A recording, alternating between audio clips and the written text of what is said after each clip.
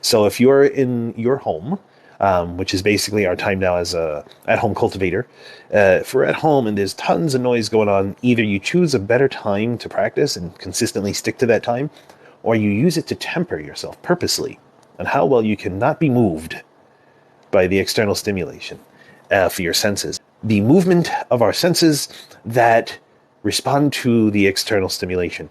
Now, the only reason why we respond to the external stimulation is because we have the habit of moving towards those things. However, what becomes the problem is our notions, our views that we hold about the things that we are stimulated by.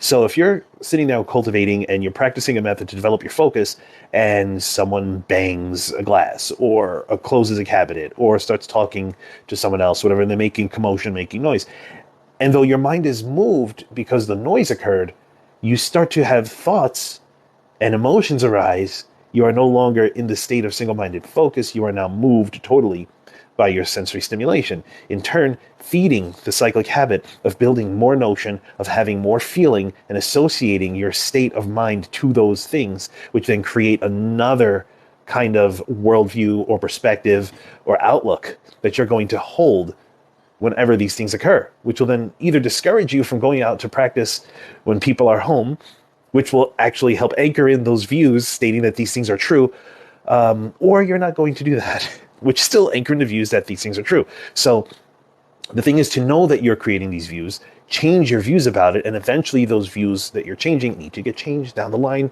The response to the stimulation become weaker and weaker, and boom, you're free from the cycle of the way you think and the way you feel and the way your senses respond. And this is something that we'll have to hold on when we're going out in the world. You could be driving and someone cuts you off. You could be walking down the street and you kick a rock and you almost trip, and you have a response to that. A sensory response, one that you kicked the rock and you almost fell over. So two, you were watching where you're going, but then you have notions about all the things that occur within that. And this builds up to a silent kind of response. This silent response gets deeply embedded into our mind ground, we call it the eighth consciousness, where it's a storehouse of all the experiences we've ever had. And the reason that we don't remember them readily is because there's nothing stimulating those instances of memory of the past. Memory is past. So when you do have an instance of something that influences you to remember something, you'll then have the remembering of those things or the thing that occurred. The problem is when those things don't occur to influence our remembering of things, we don't even feel like they exist.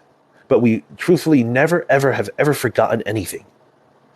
It's just we don't have the stimulation to go and do the remembering of those things. So how do you have the stimulation for it? It's really about intent. You cultivate remembering. It's a whole thing, and it doesn't mean that I now remember everything. No, I don't remember everything. Unless someone triggers something, throws an influence, and I go, oh yes, this is it, and I can pull it out. Now, the thing is, when you cultivate, you have a cultivation intention. When you're sitting down for single-minded concentration, your intent, you just repeat it to yourself. I need to remember what happened this time ago, or whatever it is. You state the situation, you state the thing. At least you remember that. If you don't remember it, say, what happened when I was born? What happened 3 years ago? What happened 4 years ago on June 21st? I don't know. You're just saying something. And then what happens? You stick with that idea. You have the idea, you say it, then you go and you just focus on your breath, single-mindedly concentrating, bringing your attention inward. Now, when I say breath, it's just an easy transport module. Okay, it's just an easy thing to just grasp to. It's almost the tangibly intangible thing to focus on.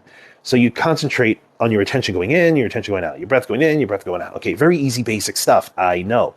However, that easy basic stuff brings you to a greater thing. Greater thing is the actual accomplishment of the purpose for your practice. So you concentrate on the inhale, exhale, then you leave the inhale, exhale away. You don't have to concentrate on it. Your mind is steady. Everything's focused. You no longer need the method.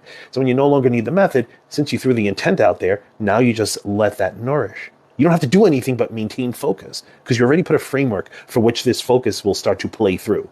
And that is the way you can do it. One of the many ways you can do it.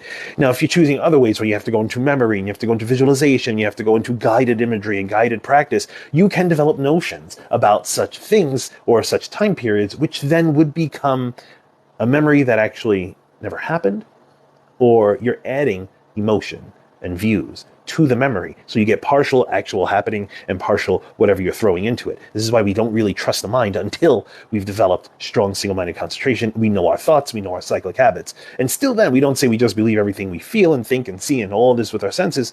We simply understand that these things are still illusory, and that's it. Wow, that was a mouthful.